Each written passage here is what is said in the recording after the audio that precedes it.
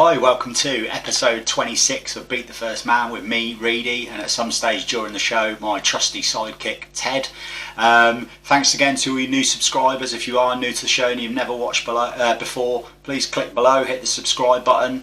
Don't forget to click the little bell as well so you don't miss me seeing my little smiley face every Saturday morning. What more could you ask for? The BTFM bus is expanding, but it'd be great to see a few more people on that bus.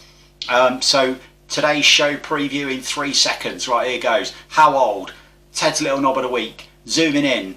Little Shouty Man, and loads more. There you go. 3 seconds. Easy. You've got so much to look forward to, honestly. It's another action-packed show. Well, I say action.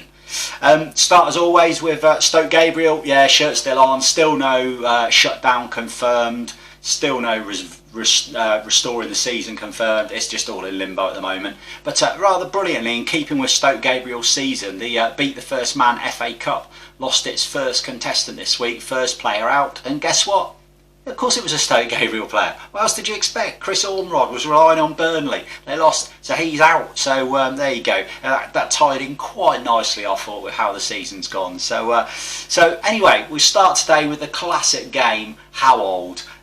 If you've not seen this before, it's pretty straightforward. I'll put up a picture of a player taken in the 80s. All you have to do is guess how old he was when that photo was taken. And later on in the show, we'll reveal how old he was.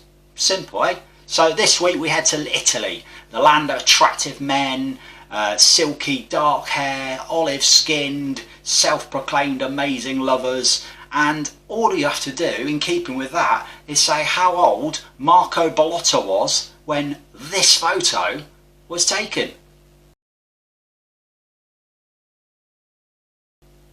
Simple. So, your stereotypical Italian right there, I would suggest. So later on the show we'll reveal how old he was, so keep on watching. Hello?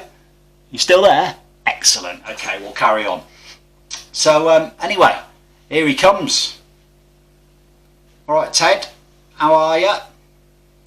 Why haven't you shaved?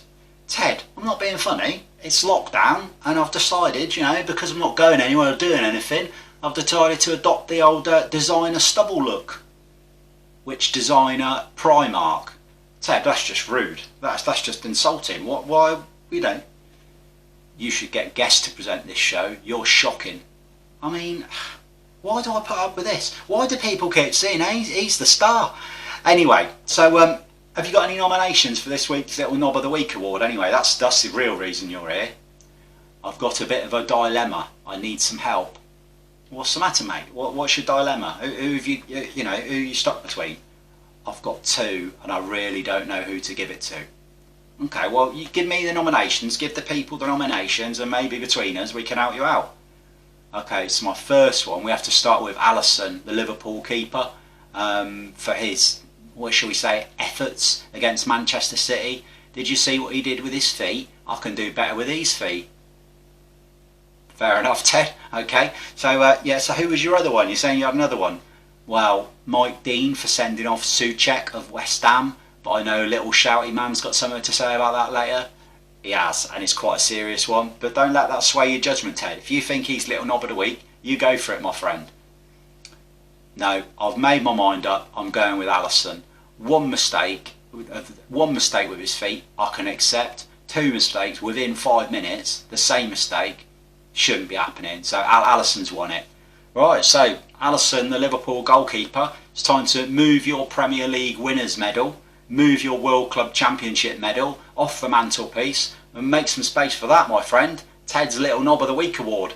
It's coming your way. So well done for that. So Ted, are you coming back later on the show? Yeah, I'm popping back for a bit more fun at your expense. Brilliant. Why do I bother? See you in a bit then, Ted. Right, so that's the serious bell. So Little Shouty Man is going to have a serious rant this week and he's not happy. So the last few weeks, nay months, nay years, we're seeing this worrying trend of racist abuse on social media platforms, and more recently the new one, death threats to referees. So it's ridiculous. Honestly, it's crackers. So let's start with the racist abuse and the racism. So social media channels have got to take a seriously long hard look at themselves. So only yesterday, Instagram have now announced that if someone messages somebody through some racist abuse, they'll have their account deleted. Well, that'll show them, won't it? Let's just point out, when I started this channel, Beat the First Man, I had no social media channels for Beat the First Man. I had my own personal ones, but I had none for Beat the First Man. I signed up to everything with Beat the First Man.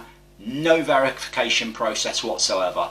I had signed up for Facebook, signed up for Twitter, signed up for Instagram, signed up for TikTok. No verifications whatsoever. Dead easy. I could have literally gone on and abused whoever I wanted within minutes. No problem at all. So there has to be some sort of verification process in place to stop this happening. You know, there's people at home that are just sitting there, they're watching a game of football and going on and thinking it's okay to racially abuse someone. A, it's not okay to racially abuse someone in any shape, way or form of life. And B, it's definitely alright to do it on a social media platform when you're sat at home just typing away on a keyboard. So they need to put some process in place. What's ironic, if I was to put a Premier League goal up on my Twitter feed, you can guarantee that would be pulled down within the hour, saying that I'd broken copyright laws. So why can Twitter or Instagram or Facebook within the hour have a Premier League goal taken down, but if somebody calls a certain player a word that shouldn't be used to describe a player, and I was careful about how I worded that because that's okay. They don't take that down. We've all seen the screenshots being posted around by footballers or what they've been subjected to. It's absolutely crazy. Look at Ian Wright this week. It went all the way to court. The deterrent was nothing. It was just ridiculous. It's crazy. There needs to be some deterrent for these guys. We need to start clamping down hard on these people who are committing these offences. So this week, Mike Dean, Fulham v West Ham. Right, now let's start. I don't like Mike Dean. I don't think do I think he's a bad referee? He's alright. There's worse. I don't like his aloofness. I don't like his arrogance. I don't like the way he tends to try and make the game about him. Do I ever think he deserves a death threat for anything he's done on a football pitch? Do I feck? It's ridiculous. Absolutely. Who thinks that's okay? And then you hear the classic, people saying, oh, he's a professional, he's being paid, he shouldn't make mistakes. So you don't make mistakes in your job? I mean, I know I don't make any mistakes on this show. Okay, maybe the odd 20. Go and check last week's thumbnail if you want evidence of mistakes. But that doesn't make it right, just the fact that he's a professional and he gets paid. It's crazy. He's allowed to make mistakes. It happens. He's not the worst referee by any stretch of the imagination. It doesn't give you the right to abuse them and send them death threats through social media. So honestly, guys, if you're watching this and at any stage you think it's alright to send racism to a player or death threats to a referee, unsubscribe, because this channel is probably not for you. If you're with me in this one, and honestly, I'd like to see your comments in below. I'd like to see if you agree with Little Shouty Man on this and what you think we should be doing. If you agree with Little Shouty Man, put it in the comments below. Let's get this going, because for me, absolute disgrace. And for those footballers out there and Mike Dean and the other lights getting this abuse, guys, sorry. It shouldn't be happening. I don't know why I'm apologising. I don't do it, but it shouldn't be happening. As a genuine football fan, it's disgusting. It should never be seen. So. That's enough. Serious bad over. We'll get back to the normal shit now. The normal rubbish I produce for you every single week on this high budget show. It is high budget, how dare you? Anyway, zooming in. So earlier this week I caught up with Birmingham based band Overpass. I had 3 of the members of the band on. 2 of them Birmingham City fans and 1 of them Coventry fans. We had a good laugh. It was quite good fun. So I'm going to have a coffee, calm down after Little Shouty Man's little rant. So you watch Overpass. At the end of the interview, there'll be a 40-odd second clip of them playing some live music that they played. So sit back and here's Overpass. So delighted to say tonight on Zooming In, we are joined by 3 parts of Birmingham-based band Overpass. We're joined by frontman Max. Max, hello. How are you? I'm all right, thank you. Good stuff. Birmingham City fan. Birmingham City fan all the way. Yeah. And then to the left of you on my screen, we've got Joe, the drummer, also a Birmingham fan. How are we, Joe? I'll go, thanks. Yeah, good stuff. And then above them, lead guitarist Elliot, who is a Coventry City fan. You all right, Elliot? Good, thanks. Good. Now, there is one member of the band who is missing. Do you want to give them a shout out as well and explain why they're not here? Indu's not here. Into the football that much. She's a blues fan though. She claims. Right, so Overpass. Lots of people won't have heard of you, let's be honest, because you're a new up-and-coming band. You've got an absolute banging single out at the moment. Boys, sell yourself. Why should people be listening to Overpass? Why should we get into you now rather than in 3 years' time when you've made it big? Well, I think now to get into us, because the next single comes out a week Friday, so the 19th. And we've got a new song next Friday. It's called Other Side of Midnight. It's coming out on the 19th February. And it is massive step up. Massive step up. It's definitely worth listening to, 100%. So I love the current one you've got out, which One Night Lover, I absolutely love. It's so Arctic, it proper is Arctic Monkeys. If you didn't know, I would genuinely say people would be able to tell the difference, which I think is the highest compliment I can give you. Yeah. Is the new one similar sort of style to that, or is it a different sort of different? Yeah, it's more different. It's more Overpass. Do you know what I mean? It's more our own sort of sound, because that first song was the first song we ever wrote together, right? So it's a bit, you're trying to find yourself, but this one is 100%. It's more original to us, and that's why it's a big step up for us. The sound of the band. It's a lot heavier. And when's that out? A week Friday, did you say, or this Friday? Yeah, week Friday, the 19th of February. Right, okay. So who would you say your biggest musical influences are as a band? Oh, it's a mix, to be fair. Arctic Monkeys, Inhaler from Dublin. I'd say two of the big ones at the minute. Yeah. I mean, we take inspiration from like everyone really, because we like that kind of pop rock sound, and that's something we like to go into. But like, it's always nice to have a nice, or the typical kind of indie influences like the Wombats and Arctic Monkeys, stuff like that. People can really get into. It's that 2000 sort of sound, Yeah, I'd say mostly. Wicked. And so when are we likely to see, the big question, obviously you've knocked out a couple of singles already, so when were we likely to see a debut album from you guys? Come on, get to work. You're in lockdown. What have you been doing? Come on. We've been doing we're a long way off. We're just starting, Yeah. We started 2020, early 2020, and we've been going for a year. It's just it's a lot of organic growth from here, and we'll take it easy, take it as it comes, and hopefully get a bit of a fan base up north and Leeds. Come play a few gigs. A few years from that album. Yeah, no worries. And I think obviously the most difficult thing with COVID, you aren't able to get out and perform. So when was the last time you performed for starters, and how much are you missing going out and performing live music? Well, we've only done one gig in before the second lockdown. Joe, you're very quiet, and I don't edit these shows either, so I just leave it in like that. That's the way it is. So if you want your moment of glory, I'll just. Our first gig was supporting the Claws back in. When was it now? It was November, wasn't it? It was 5th of November. No, just the end of October. End of October, that was it. And that was our first ever gig. It's quite a big one as well. It's quite, people in Birmingham, it's quite it's not small, but it's a well-known venue, And the Claws are quite a big band for us locally. So we're missing it massively, because that was a massive thing for us. It was really like, a lot of people turned up for it. It was a big surprise, and we just can't wait till it's stand-up, because it was a sit-down gig, Yeah. It's not really the same. It's not. So we're really looking forward to doing our first proper stand-up one, because it's obviously a different atmosphere when it's stand-up. So, Have you got anything? I know we're in lockdown at the moment, but have you got anything lined up that's booked in the future that you're just waiting for the green light? Yeah, we've got a couple of things. Yeah. We've got, but it's all wishy. We haven't got an exact date for it yet, because they can't do it. They can't confirm the date. It's like permitting whether it can actually happen. Exactly. Yeah. So we've got quite a few things planned for the year. We've got big, massive things coming up, but we can't say too much because it's not set in stone. Yeah, it's not been announced yet. Yeah, no, fair enough. Well, I've got tickets to go and see the DMAs in July, so I'm like, come on, get out of this COVID. I think you'll be fine by then, hopefully. Yeah. Right, so let's move on to football. Enough about music. So we've got two Birmingham fans and a Cov fan. So we're going to start with a few questions. So, Elliot, as a Cov fan, what's been your biggest high following Coventry so far?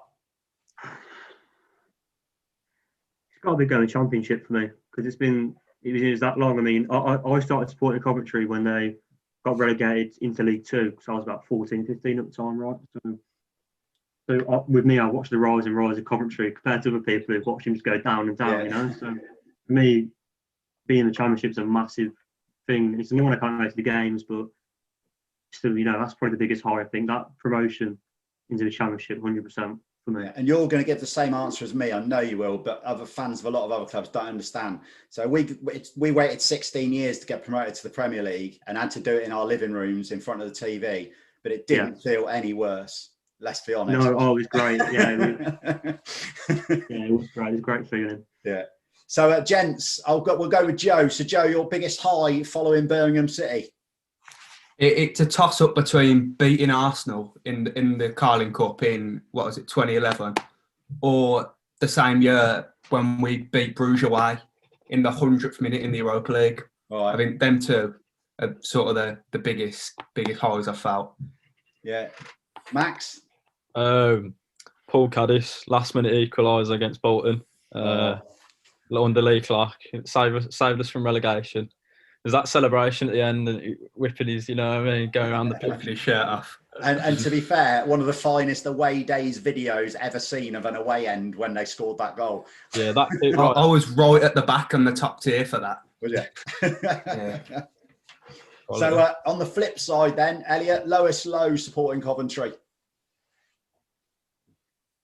Probably when we missed out on the playoffs, we got promoted into League One after our first try, and then we finished.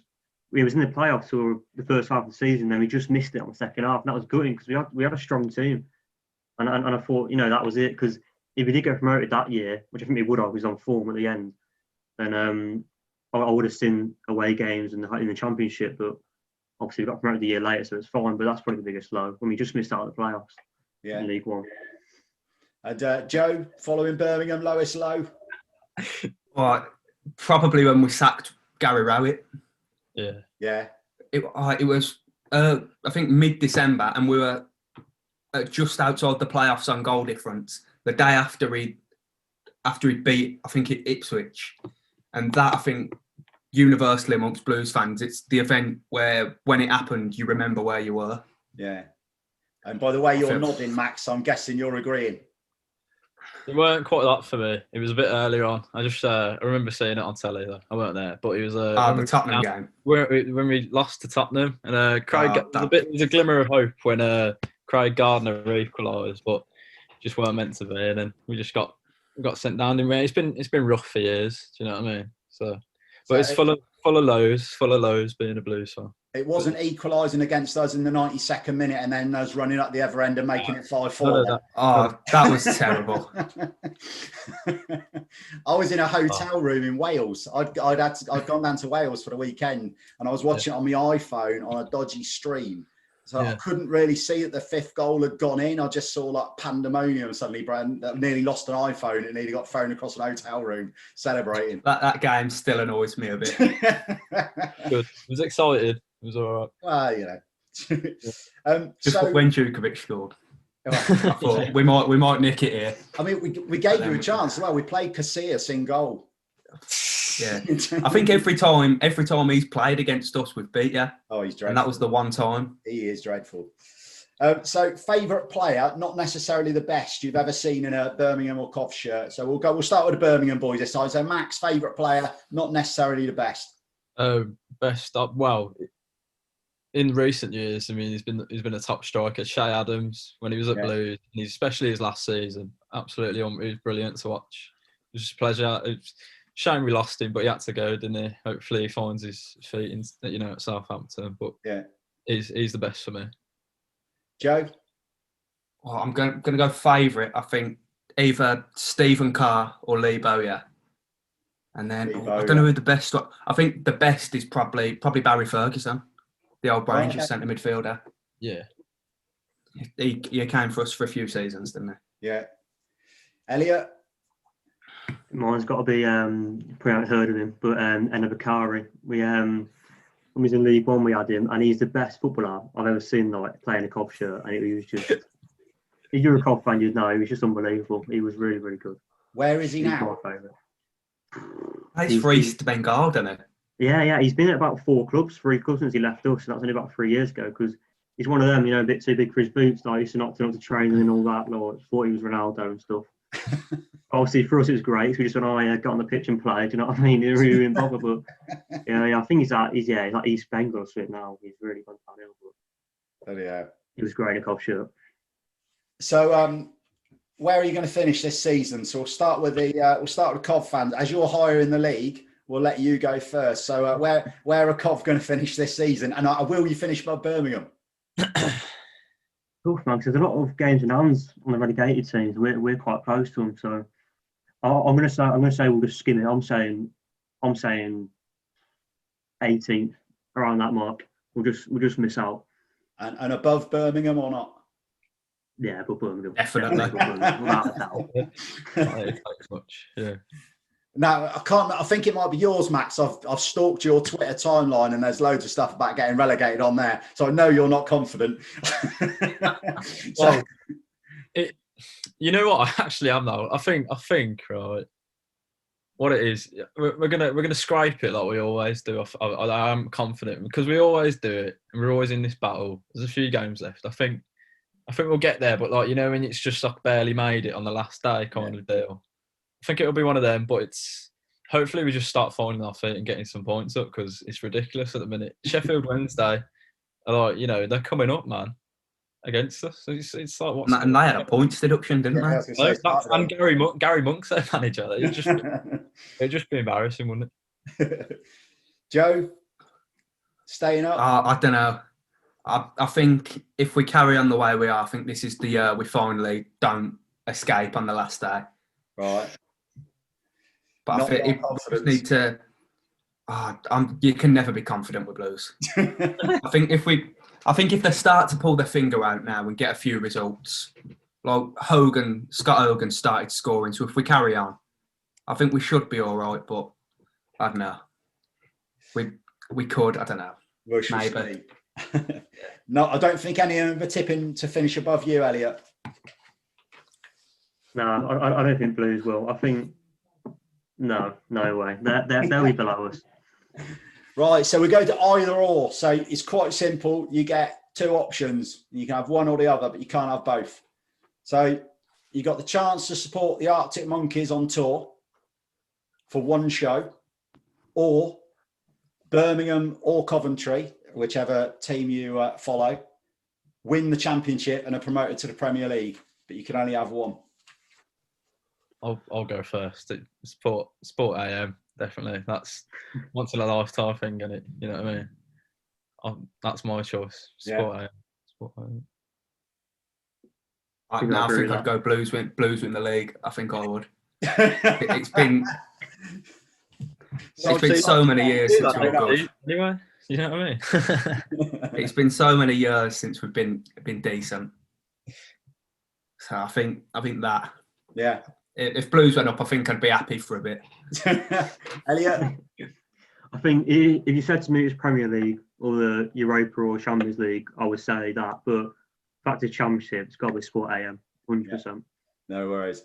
Right, so here's more of a testing one. So you got Birmingham or Coventry win the Championship, but Villa win the Premier League as well. Or Birmingham or Coventry finish mid-table and Villa finish mid-table. Last one, Birmingham. Oh, so you're not going to take the glory for your own team? No. You're that obsessed. No, because us winning the Championship is nothing compared to winning the Prem, is it? Because they'd never stop going on about it, you know what I mean? I'd have it in my ear all the time and it'd just be like, nah, forget that. Yeah. I think I'm content with a mediocre finish. And as long as they don't win anything as well, it's all right. Elliot, are you taking the glory for yourself, or would you happily take mid-table and Villa not winning? 100% take the glory. I'm not as obsessed as these two about Villa, 100% take the glory. You used to be a Villa fan. Oh, that is true. Long time ago. I'm going to have to explain this now because I'm not having that. Right. So I was 9 years old. My uncle took me to a Villa game to try and persuade me. Do you know what I mean? And Villa won 6-1. I don't care what team you are. If you're 9 years old and you see a team going to win 6-1, you're going to support them. You know what I mean? So. They're all coming out now. So Messi or Ronaldo? Messi. Messi. All day. Yeah, I think I agree massively. Yeah. Yeah. And this is usually a pretty easy one. VAR or no VAR? No VAR. Ooh, No VAR for me. lean towards no VAR, but if we got rid of it now, and there was like a slight offside that didn't get given, everyone would be going, that'd get given offside if VAR was there. Yeah, All hell would break loose. Yeah. It just needs tinkering. It needs fixing. Yeah. I don't know. The offside stuff is ridiculous. I think it's fair. I think human error is fair enough with a ref. Like, just Yeah. and it's fair for everyone, isn't it? If it's a human error, I think it's just fair. If VAR is too wishy-washy, you know what I mean? I don't think. Some of it. I mean, the Mike Dean one last week for the elbow for Suchek was just painful. Yeah. Right, so time for the debate. The five-a-side team. So you've done one. Been waiting for this for a few days. I made it even more difficult. I said it had to be one between you, so you had to come to an agreement. So we'll start with your goalkeeper. Any goalers that didn't quite make it? Well, I think me and Max are sort of Ben Foster's going in goal from the start. Yeah. Easy. It's like there was no other person competing with him. Yeah, Ben Foster. And did you go with him, Elliot? Yeah. I have to agree, to be honest. I mean, we didn't have a choice. The team is very limited because, you know, I've only been supporting League Two. Do you know what I mean? So, Yeah. what's these two? I mean, I have seen De Gea actually, but you'd rather have your own, wouldn't you? Your own man, star man. So Fair enough. And he's got a wicked YouTube channel as well, to be fair. Yeah, it's brilliant, isn't it? Yeah. So that one was pretty easy then. So we go for your one defender, which I believe this is where the arguments may have. Yeah, this is where. Yeah. oh, Yeah, me and Elliot have been kicking off over it. Yeah. Ridiculous. I don't. Right. I said John Terry because he's a good defender, isn't he? And he's like, it's like if you think of John Terry, you think, oh yeah, one of England's best. You don't you think of the Anton Ferdinand thing? Yeah, I'm not on about the person. This is the thing. I'm not on about John Terry. Was he not playing football when he did that? He was, but that's what we're going to Man Vidic. He was interested in your five-a-side team. You know what I mean? That's just. Yeah, I agree with Vidic. He's in. Yeah, I mean. Yeah, me and Joe were saying Vidic because Joe's seen one of you seen Vidic. I can't remember who it was. Yeah, well, I think we probably both seen Vidic. Yeah. So you had Vidic or Terry, basically. You were down to. Yeah. Forget Terry though. Yeah. Forget. I wouldn't have Terry either. No chance. 3 against 1 now, Max, isn't it? I wouldn't have Vidic. I wouldn't have Vidic either. To be fair, neither of them played. Who would you have then? Like. So midfielders then. 2 midfielders. Elliot can start this on because this is his pick. It's my only input in the five-a-side team. That was Bakari, just because he's a great player. You realise we're all going to be Googling him afterwards. Oh yeah, this is going to be the worst five-a-side team you've ever seen in your life. This team would be rubbish in a five-a-side as well. It's just what we like. He's your flamboyant playmaker in the five-a-side team. Yeah, just give it him, he'll do it. Yeah. Not much chemistry, but yeah, it's one of them. Who have you got alongside him doing all the work then? Got Barry Ferguson. Yeah. I think you've got Enna Bakari. He'll take on your men for you. Barry Ferguson will just sit there, take anyone out, dictate play. Yeah. And you sorted there. Top midfielder, very underrated midfielder in England, I think. Yeah. Very, yeah. If he'd have come down from Scotland when he was younger, I think he'd have been higher rated than he has been because he came down. He was brilliant when he played for us. He's a class player. So striker.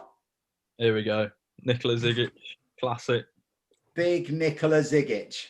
That's why we've got Nemanja Vidic at centre back. We've got Serbian chemistry going on. There you go.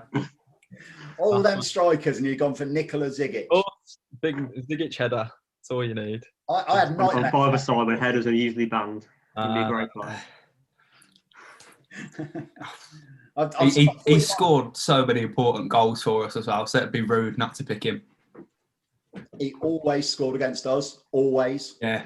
Without fail, no matter even if he came on as a sub, he scored in the last 2 minutes or something. He was one of those annoying players that just had a habit of doing it. His work rate was unreal. So he didn't look like a footballer, did he? Let's be honest. No. Basketballer, more like Gents, that's been entertaining, it's fair to say. How long did it take you to come to agreement on your team then? I think everything apart from the centre back was it's pretty very quicker when much John all Terry done did it, within right? 5 minutes. Yeah. The John Terry debate's been going on since Still I'd going say on now. nearly 2 weeks now. Since we agreed to do it.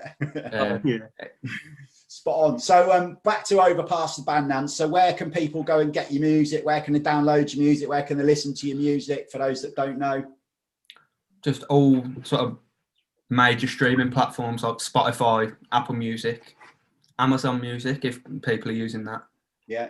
And then when this goes out, there should be the pre-save for our new single available. So you can go and download that before it comes out. Right, okay, brilliant. So this goes out Saturday. So the new single's out. Remind people again. February the 19th. And it is called? Other Side of Midnight. Right, and the one you've got at the moment is called, he checks his notes again so he doesn't read it wrong, One Night Lover. That's the one. Yeah.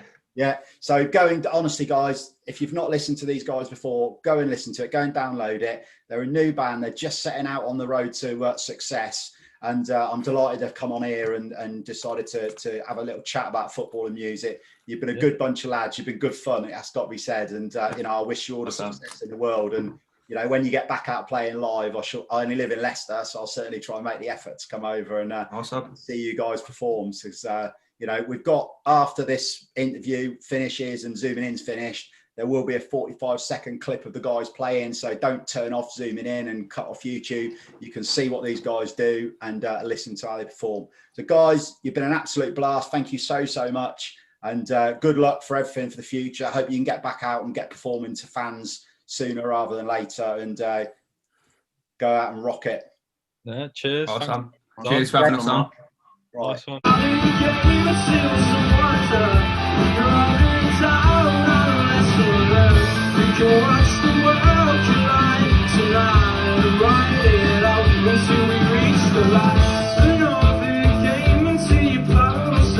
Let me take a trip into your side of mine.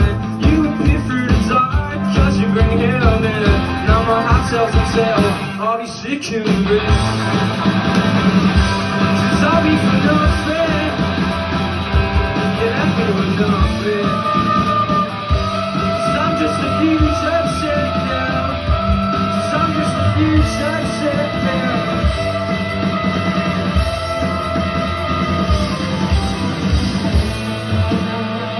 So there we have it then, Overpass. So why not go and download One Night Lover? Honestly, if you're going to do one thing today, well, two things actually, comment on Little Shouty Man below, but go and download One Night Lover, Spotify, Apple Music, wherever you get your music from, go and download it, and let's give a new band a helping hand up. Yeah, they're new guys out there, let's give them a helping hand up that they want.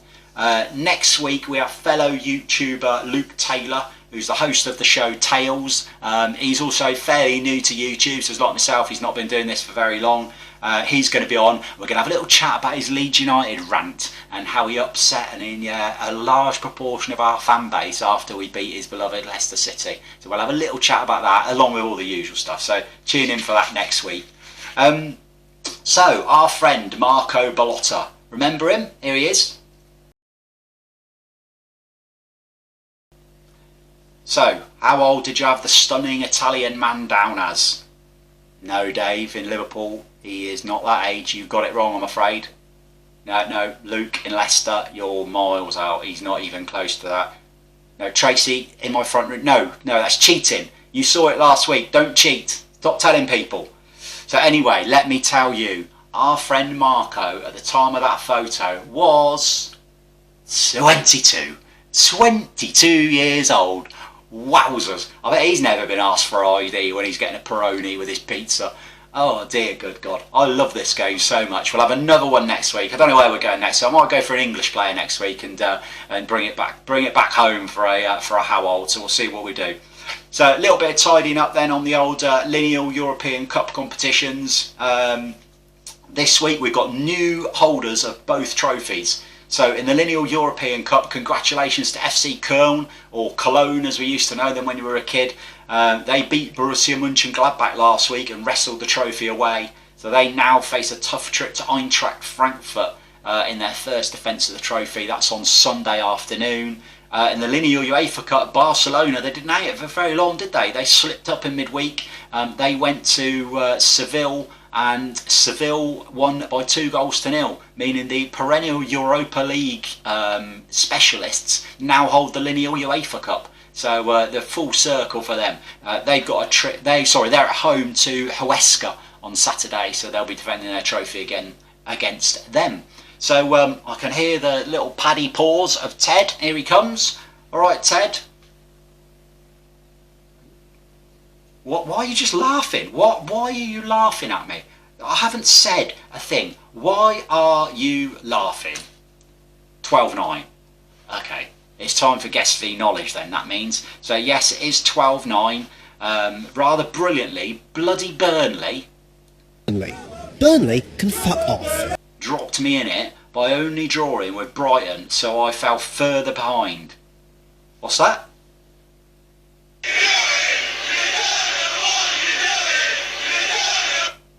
Well, that's just rude, isn't it? That is just rude. No need for that. Is it you're doing, Ted? Brilliant. Bloody teddy bear. A teddy bear from Hollywood Films ripping me on my own show. So, why... It's funny, you're going to lose this, and I think it's hilarious. Well, thanks for that, Ted. Why don't you nip off back to your box now? Go on, trot off, and see you next week. Do not R him, honestly. He's a proper diva. He really is. So, this week, the lads from Overpass, they chose us rather beautifully, Leicester v Liverpool, to predict. A real nice, easy one, I'm sure you'll agree. Not. So, we gave it to Guess. She came back with, I think I know who should win. She then changed her mind. She then flip-flopped between two scores. She then accused me of forgetting the score. It was then going to be my fault if she doesn't get the points this week. You're getting the drift of where this is going now. Somebody is taking it a little bit more seriously. So anyway, she's gone for Liverpool to win 2-0. The pressure is on. Do I play the game now and try and get 3 points by going completely opposite to what she's doing? Or do I go with my head and what I think it's going to be? So I'm going to have to go with what I think it's going to be. I'm going to have to just play the game the sensible way and hope that I can get the 3 points to reduce the gap a little bit. Leicester will have Vardy back. That's a big plus for them. They've just lost James Justin. He's out for the rest of the season. So defensively, that left-hand side, Christian Fuchs might be coming in. Great for them in the total winning season, but he has lost that yard of pace. And I think Salah could tear him to pieces. I worry about Christian Fuchs on Sunday. I think Liverpool are going to be a wounded animal on Sunday. They're going to come flying out the traps. And you only have to look at when they played West Ham the other week and won 3-1. They have still got the quality there to do it if they need to do it. I'm going for a Liverpool win. I'm going to go Liverpool to repeat what they did at West Ham. I'm going for Leicester 1, Liverpool 3. I was toying between a draw. There's a little part of me thinks Leicester are going to get something, but I just think Liverpool are going to have too much. I think they're really going to go for it this week, and I think they're going to get the result that they need to put them back in the top 4 challenging and stop the ridiculous Klopp out comments on Twitter, which did make me laugh quite a lot last week, I have to say. But needless to say, I've backed Liverpool to win 3-1, so if you're a betting person, back Leicester. That's about it for this week, to be honest. I think, we've packed pretty much a lot into this week's show. If you like what you're watching, it'd be wonderful if you could hit that subscribe at the bottom. Please give us a thumbs up.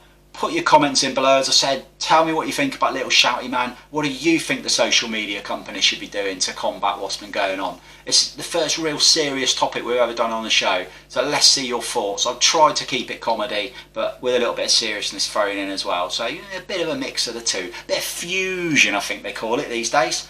Whatever that means. I thought that was a type of pasta. Anyway, if you haven't already subscribed, as I said, please hit subscribe. Hit the little bell so you never miss another one. And remember, guys, all aboard the BTFM bus. Next stop, episode 27, next Saturday. Yes, smashed it. If you watched last week's, you'll know what a cock up I made of it. This week I smashed it. So guys, please stay safe. Hope you have a great week, and we'll see you all next Saturday.